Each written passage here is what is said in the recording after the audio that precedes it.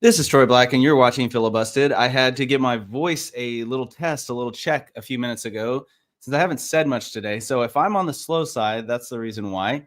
Kind of had a slow Tuesday, but we've got a dancing Monopoly man here to talk about, and this is actually pretty important and very interesting. So if you didn't know, there is an organization that directly affects the lives of most Americans, probably yours, including mine. And this organization acts as a monopoly in the agreed sense. And monopolies, as you know, are illegal in the United States. But it's not only been invited to act like a monopoly by the government, it's actually been incentivized for a long time. And so the Trump administration is finally doing something about this. So we're going to see what he's doing, what his administration is doing. They are currently coming after this company. So it seems, why are they coming against it? Well, the reason is because this company is acting a lot like this monopoly man here, and they're hurting the American people, and they're propping themselves up at the ordinary average American's expense, including the wealthy class, the middle class, and the low class. Okay. They're not, the Trump administration is not protecting Trump supporters here. They're protecting Americans, period. So what company am I talking about? What's going on? Here we go. This is FICO. So what is FICO? FICO stands for the Fair Isaac Corporation. And FICO is essentially one of the brands of credit scores in the United States. So most people have bought something on credit, and you know what a credit score is. I'm just going to go through this quickly in case someone doesn't know what it is. But a credit score is a number that's used to predict how likely you are to pay back a debt. So if you borrow money to buy a vehicle, to buy a house, to buy a boat, whatever it may be, your credit score is going to be pulled, right? And if you borrow money to go to school, whatever it is, in some cases, your credit score actually affects your ability to get a job, believe it or not. But here are the FICO score 8 ranges by population. If you want to have a very good or good credit score, or exceptional if you can manage it, according to the credit rating bureaus and all of the finance companies out there that want you to borrow money. Okay, so I'm going to be bringing a twist to the story at the end, and I'm going to be sharing you my personal opinion and why what I think Trump is doing is good, but I think there's actually an even better answer as well on top of that. So the credit score essentially helps banks and companies make decisions when offering you a loan. Should we offer you a loan? What kind of interest rate? How likely are you to pay this back? And what kind of risk are we willing to take, right? And so if you do something good, like make your payments on time, your score is going to go up. If you do something bad, like miss a payment, your score is going to go down. But FICO has officially gone too far. So this is a article by The Hill. FICO has gone too far in its money monopoly. Congress must step in. So the housing market, despite its troubles recently, is currently still one of the main drivers of the U.S. economy. And here's a quote from this article. FICO wields more power over the average American household than most governmental agencies.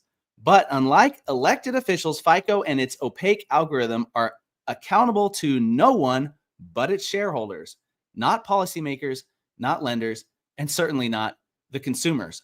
So imagine a company like this that is able to affect your life and affect your ability to buy something, to buy a home, buy a car, whatever it might be, to even get a job in some cases, and to go back to school, whatever it is. And it not only is not accountable to you, it's also not, in a lot of ways, not accountable to the government because of the regulations and the legislation that's propping it up currently. So FICO has an estimated 90% share of the credit scoring market. So can somebody give me an M? Can somebody give me an O? Can somebody give me an N? I don't even know how to spell monopoly, but you get the picture. I used to be a cheerleader, but that was a long time ago. I actually was a cheerleader in college, believe it or not. So there's a fun bit of trivia. But what does a 90% share of the credit scoring market mean? It means they're a monopoly. That's what it means. Okay. There are over 10 cases currently against FICO brought by banks, credit unions, mortgage lenders, real estate brokers, auto dealers, and others. And they're all alleging that FICO charges artificially inflated prices for its scores. So when you own a monopoly, here's what you get to do. Like this little dancing man, he's super happy. Why is he happy? He's rolling in the dough because there's nobody else to compete with him, and he's able to just name whatever price that he wants. You know, a monopoly is a it's a post-apocalyptic problem happening in the modern day world, right? Like that's really what it is. It's like nobody else has bread in town, so we're going to charge you whatever we want to charge you, all your gold, all your silver, whatever, and you can have a loaf of bread. That's the problem. Okay, so what is the Trump administration doing? And obviously, I'm being facetious. I'm exaggerating, right? It's not that bad, but it is a problem, and there's certain other issues that are happening as well. So this is Senator Josh Hawley. He wrote a letter to the Trump Department of Justice earlier this year. I believe it was March or April. And this is what he says in his letter. He's urging them to investigate FICO for being a monopoly, right? Being a monopoly and running their business the way they shouldn't be running it. But he also says this. So here's, I don't have the actual letter pulled up. I did have it earlier, but I'm going to see if I can find it for you. But I'm just going to read some of the things that he's saying here. Watch me do two things at once and do nothing at all. We'll see if I can do it. Yep, right there. Okay, here's the letter. Just to give you some evidence that it actually exists. I'm not making this up. Senator Josh Hawley says, most home buyers are forced to obtain their mortgage from a lender who uses FICO services. It is the only real competitor in the space. And he noted a 500% price increase from FICO in the last 2 years. Okay, imagine there being a 500% price increase in any other market, any other consumer good. It just would, spark an outrage, right? FICO essentially has pushed back, and they've said, we're just really good at doing business. That's what they've said.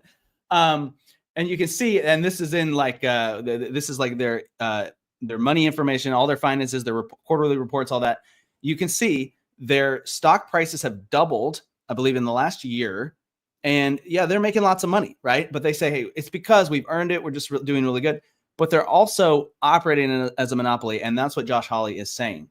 So Congress could legitimize other credit score companies by releasing some of the restrictions that they've placed on the other companies. So what happens is when you have a heavily restrictive legislation in certain industries, you get the biggest and the baddest competitors rising to the top because they're the only ones with enough money to get around the restrictions or to make some sort of agreement with the government and cut through the red tape.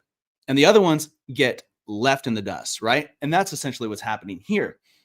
So what else is Trump doing about this? Well, I'm going to actually show you something that Donald Trump did earlier this year that's directly affecting this situation in a major way. And I'm going to show you that right after this brief message from our sponsor.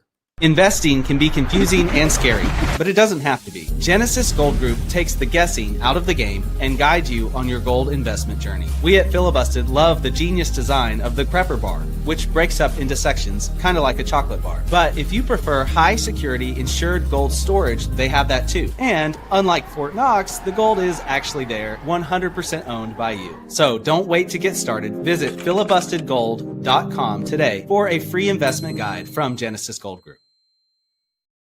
So, like I've said, the credit score, it affects a lot of things in today's culture. It affects your ability to buy a home, buy a car, go back to school, in some cases, get a job. Like people look at this and they weigh it very heavily in some cases, but I'm actually going to show you how to get around that at the end of this video. And it's something that I'm currently working towards. And I think it's a good option, good strategy. You do what you need to do for yourself and your family, but I think it's a good way to go. So I'm going to be sharing that at the end. But some people have stressed the need for more complex data. So here's an article titled Adopting Alternative Data in Credit Scoring Would Allow Millions of Consumers to Access Credit. So some people have shown, and the data shows, okay, lower income families oftentimes have a hard time getting access to the credit they need in order to buy a home. And so they're forced into this cycle of renting until they die, or they're forced into this cycle of not being able to afford some of the things like going back to school that would actually improve their situation in life. And so some people have stressed this need for more complex data. And what that would do is it would actually bring a fuller picture to somebody's ability to handle their finances. And it would take a closer look at, is this person actually responsible with their money or not? Instead of, did they make these specific payments on time or not? And it would actually give a little bit more leniency in some ways to a mistake versus a lifestyle, right? The way I handle my money all the time versus, well, I missed one payment and now my credit score plummets, right? So people that are proposing this complex data are saying we need to look at things like rent payments. Are they paying their rent on time? If they are, then we should be able to expect them to pay a house mortgage payment on time, right? Phone bills, do they pay their phone bill on time? Utility payments, etc. Now, I will say this: if you knew that, I'm gonna push back a little bit against this idea, because if you knew that your phone bill was, I'm just gonna say my internet, for example, my internet company is the devil, and they put the payment due date on the exact date in the month that makes it the most difficult for me to pay it on time. I'll just say that. It's not with all the other payments. They're purposefully doing it. And if you miss that payment by a couple days, they charge you an extra like $10 or $20 or whatever it is. And every month I get hit with that extra fee because I can't seem to get that payment on time. Now, do I always make the payment? Yes. I just always make it consistently 5 days late, And so there's an example of how the system is working against us to an extent. So it might not be so great to know if I don't make my phone payment on time, my credit score is going down, right? Maybe that's not maybe that's, but it might be nice to know that this is just one small piece of the puzzle. And if I can show that I'm financially consistently responsible, then I'm going to have a positive score. I'm going to have a good score. Then maybe in the long run, this is a better system, right?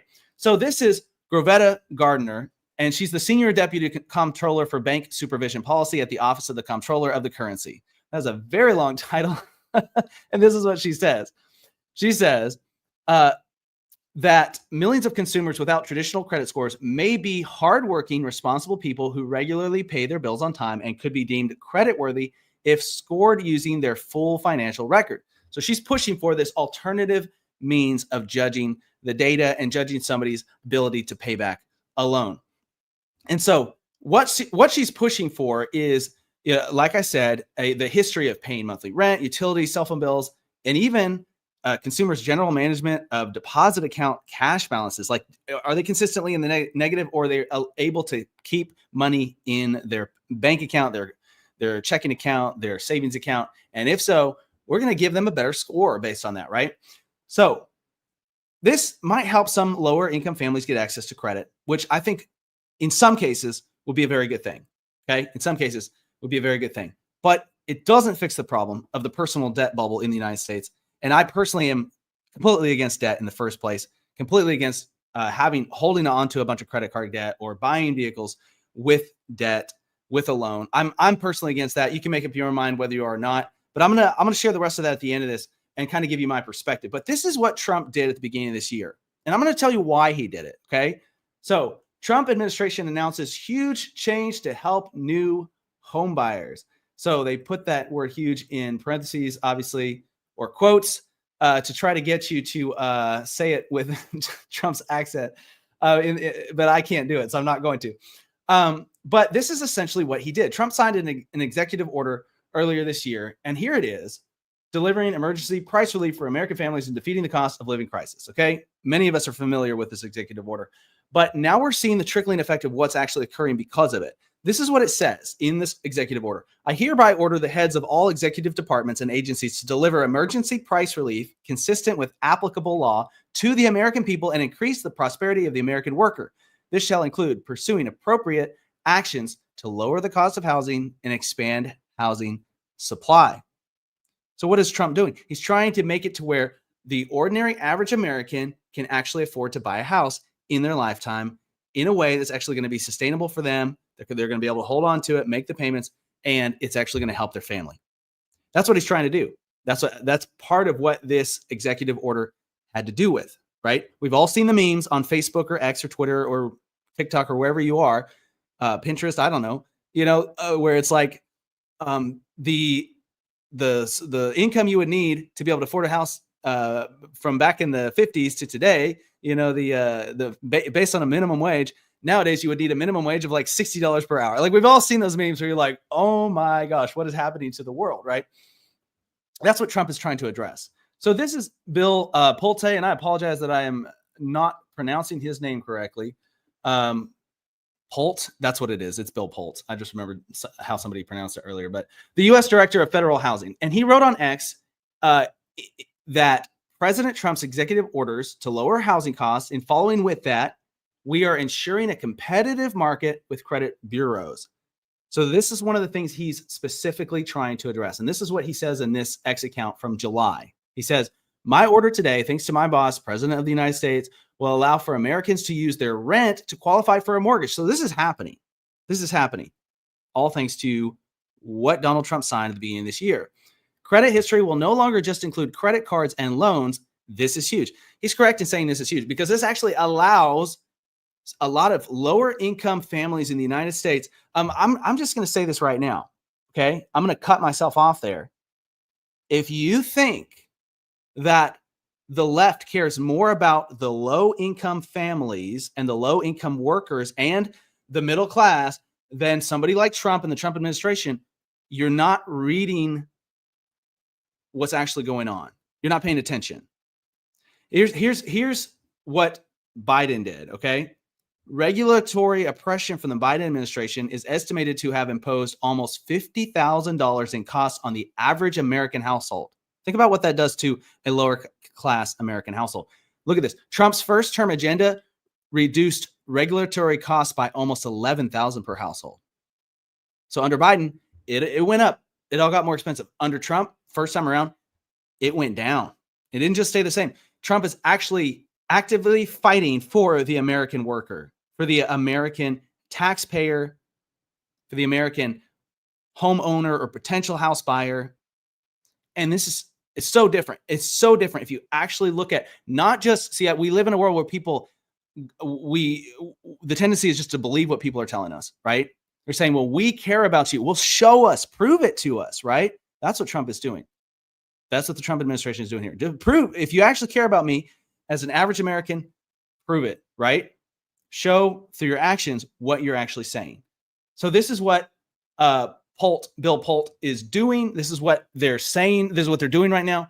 This change is specifically made it to where mortgages sold to Fannie Mae and Freddie Mac, these very large debt companies, will now accept the use of Vantage Score 4.0 credit scores in determining loan qualifications in place of FICO. So this is one of the other credit score companies. Vantage Score essentially differs from FICO in that it actually accounts for rent and utility payments in terms of calculation.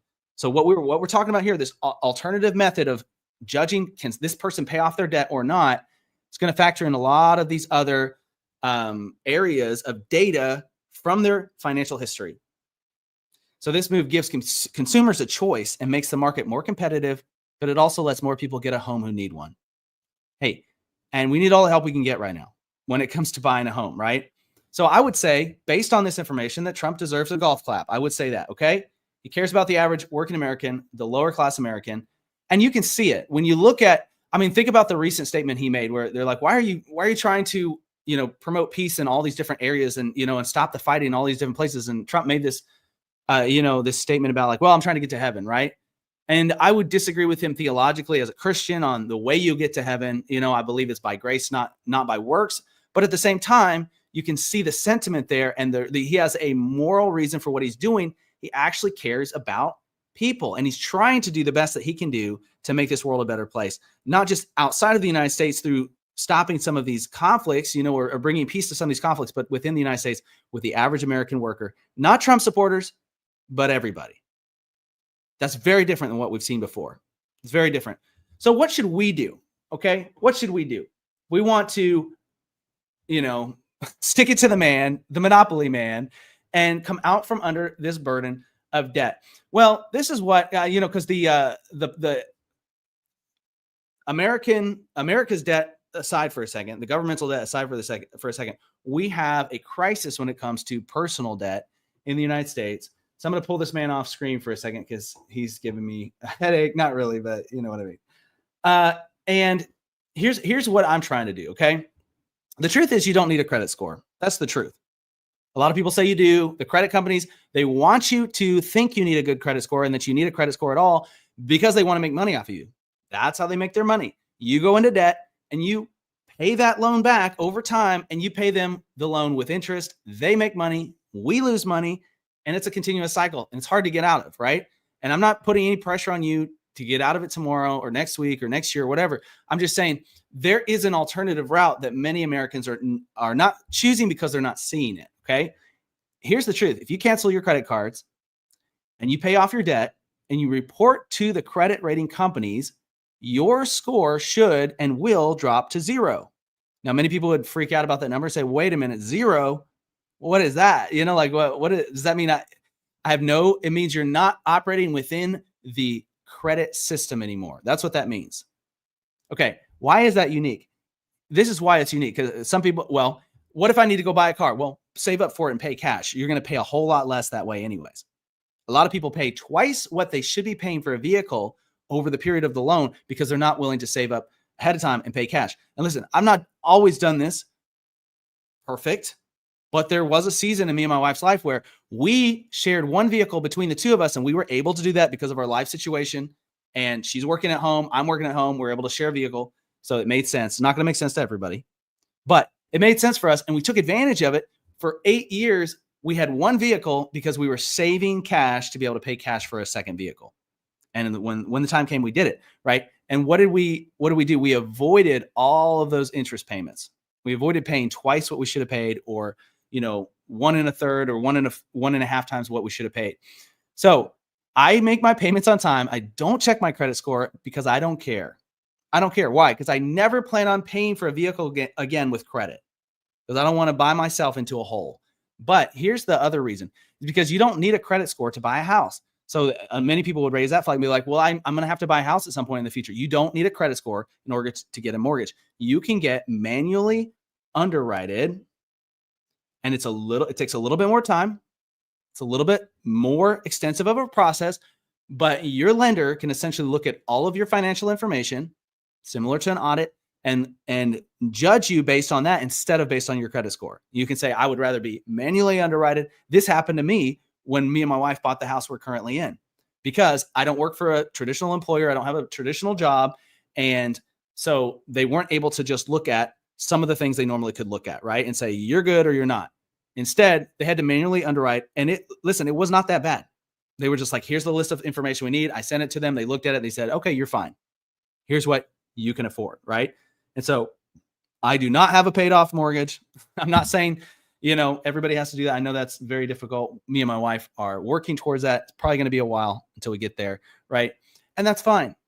That's fine. I live in a real world, but the truth is, credit card companies and the debt collecting, the interest collecting debt giants and monopoly men, they don't care about you. They don't care about me. They care about making money at our expense. And the more that we can get out from under that, the better we are in the long run, in the long term. So that's my video for today. That's my report for today. I hope y'all enjoy this, and we will be joining you again live tomorrow for a very interesting story. I believe I'm not going to say it because I might not talk about it, but I should be on tomorrow again. And I think it's going to be very, very cool, very interesting, and potentially controversial. So we'll see how that goes. But until then, y'all have a wonderful rest of your day. Gold is not just a backup plan if the world falls apart. It's an investment opportunity that could set you up for generations. There's never really a bad time to invest in gold, but you want to make sure you have the right guide. And that is where Genesis Gold Group shines. Whether you are a first-time buyer or a seasoned investor, their trusted expertise and competitive pricing makes them an easy choice. They offer tangible assets in case of emergencies, but they can also design the perfect IRA just for you. And they'll even cut through all that confusing red tape from the IRS. We at Filibusted love the genius design of the Prepper Bar, which breaks up into sections like a chocolate bar. But if you prefer a more high-security insured gold storage, they have that too. And unlike Fort Knox, the gold is actually there and 100% owned by you. Genesis Gold Group is a safe, simple, and convenient way to invest. Visit filibustedgold.com today for your free investment guide from Genesis Gold Group.